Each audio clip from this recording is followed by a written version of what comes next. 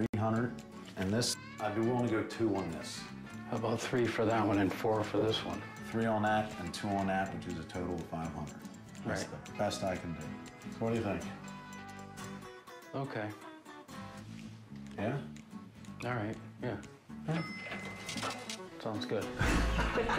The first deal wasn't too painful, but now I gotta see if Mike's willing to play ball in some of the big ticket finds. Let's look at this fence. This seems old, antique. Yeah. Then we have the welds here that show me that this was actually fabricated into a fence. You have any idea what you want? Maybe around 16. Ouch. I mean, the best I can do on this fence is $600. How about 1,000? I can't, you know, I know it's half of what you're asking, but Yeah. I mean, that would be a fair price for me, so. Okay.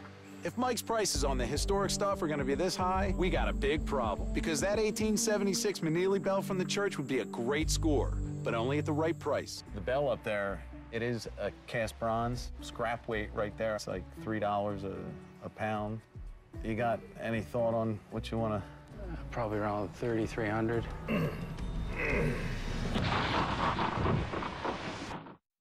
You got any thought on what you wanna?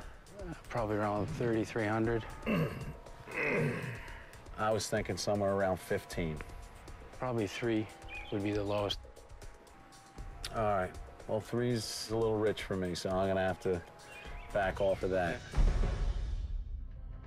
I may love the Manili bell, but not enough to overpay for it.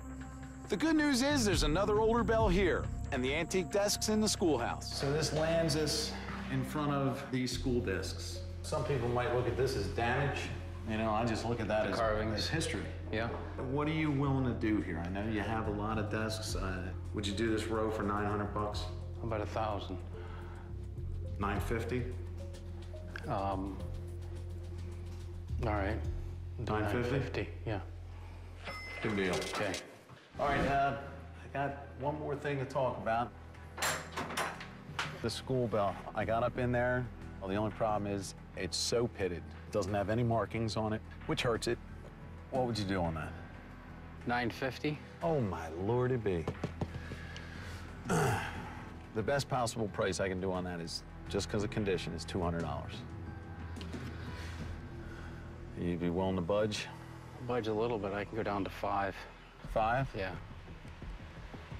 I mean, that's a lot more than I think it's worth. At this point, we're getting killed on the individual items. But one thing I've learned after years in this business is that the buildings we walk through are often lost treasures themselves. The only way we're gonna make any profit here is if we think outside the box. Hey, hon, how's it going? Mike's throwing out crazy prices. At this rate, I mean, we're not gonna make anything. The only way to salvage this whole trip is to make an offer on the whole schoolhouse. What do you think it's worth? It's hand-hewn timber, it's beautiful. I mean, somewhere in the ballpark of $25,000. Buying an 1862 schoolhouse may sound crazy, but believe it or not, there's a market out there. I say don't go over 5 grand. All right, hon, I'm gonna pull the trigger. All right, good luck. I talked to my wife, and I want to throw this at you. I'd be willing to give you $5,000 for this schoolhouse. To come dismantle it down to the foundation. I can get that bell and the schoolhouse back together. Yeah, I'd do that. Okay, sounds good. Thanks, Mike. Okay. Awesome. Let's get out of here. All righty. We're walking away from this old Connecticut ghost town with some special items. The butcher's block, Mark's antique toilet paper dispenser, and of course the Civil War era bell.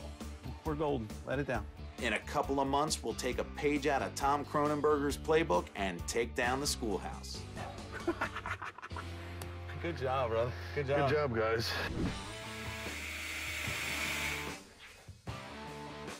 When I restore something as old as a school bell, my goal is to preserve its historic integrity while bringing it back to life. So let's see it. All right. You ready? Drum roll. There we go.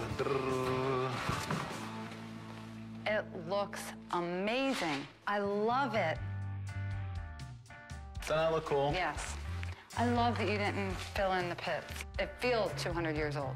So I had it sandblasted. All this is all hand painted because I want to give it that old time look. And I built this bottom just to show it off. And I mean, the awesome thing is how many generations heard this bell ring throughout its lifetime so far. And now how many people are going to hear that bell ring into the future. And that's what it's about for me. All told, we spent about $6,700 at Johnsonville. After an additional $1,200 in refurb costs, I'm hoping to get $3,500 for that old bell. As for the schoolhouse, we're looking at 10 grand to take it down. But when it's all said and done, it's worth $25,000, bringing our total for the trip to up around $34,000.